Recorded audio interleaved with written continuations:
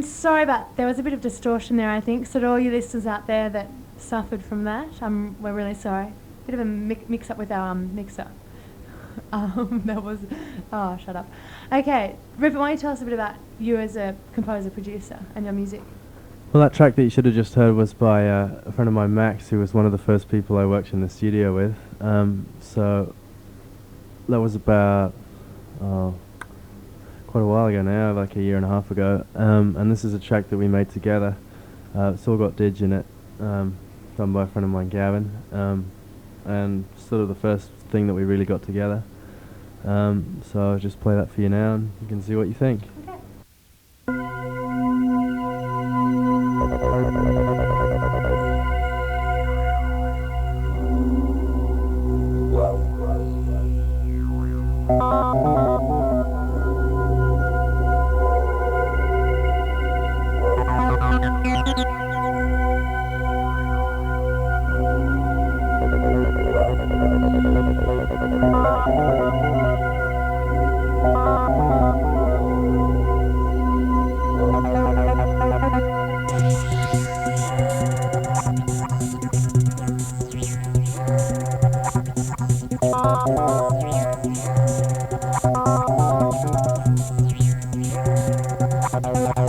Okay.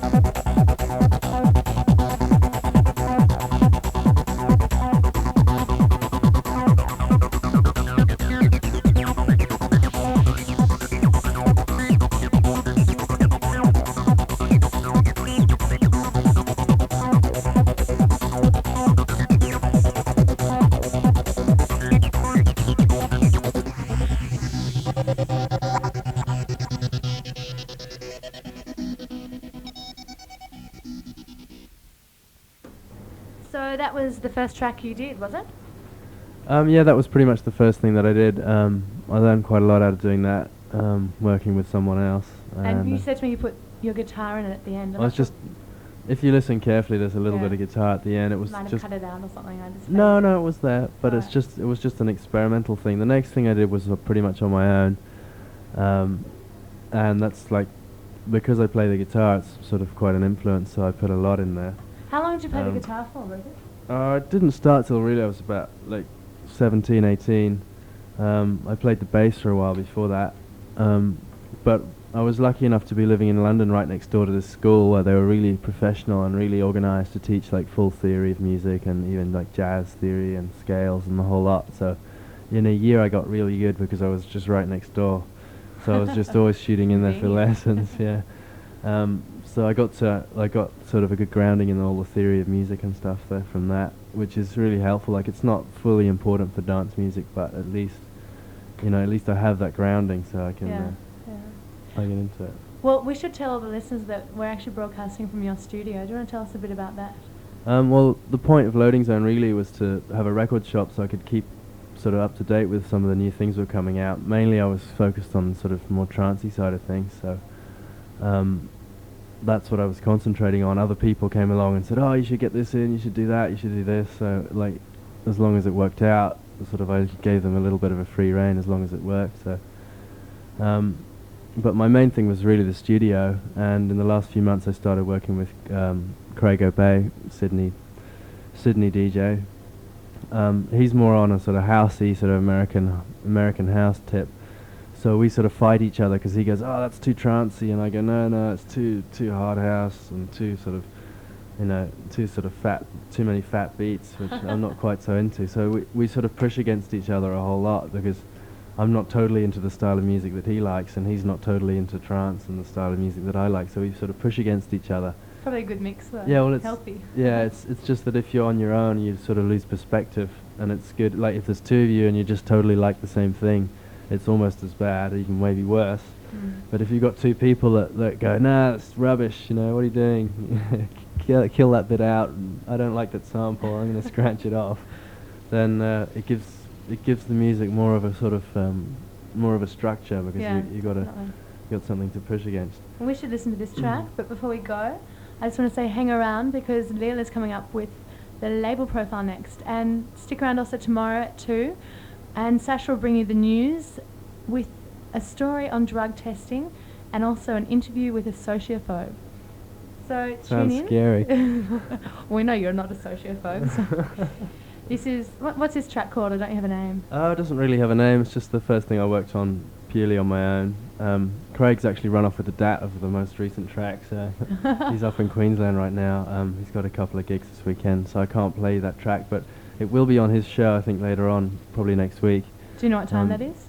Just so our listeners can tune in after this wonderful music they know. I think it's between 4:30 and 5:30. On what day does he do? Tuesdays, I think? Yeah, it's Tuesdays, Tuesday 4:30 to 5:30. Great. I'll make sure that he plays it, but this is the first track that I did on my own with a lot of guitar influence. Cool. Check it out.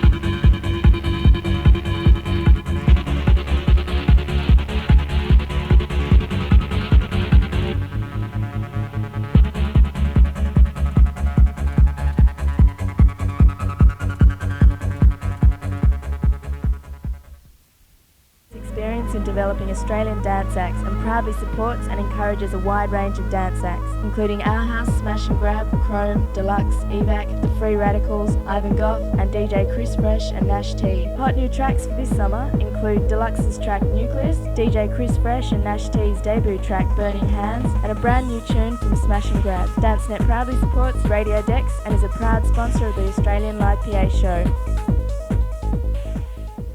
You're tuned to Radio DEX 96.9. It's 3:33, which means we're into another Australian label profile. Today we'll be profiling Slam Records, and in the studio we have Crisis, so stay tuned.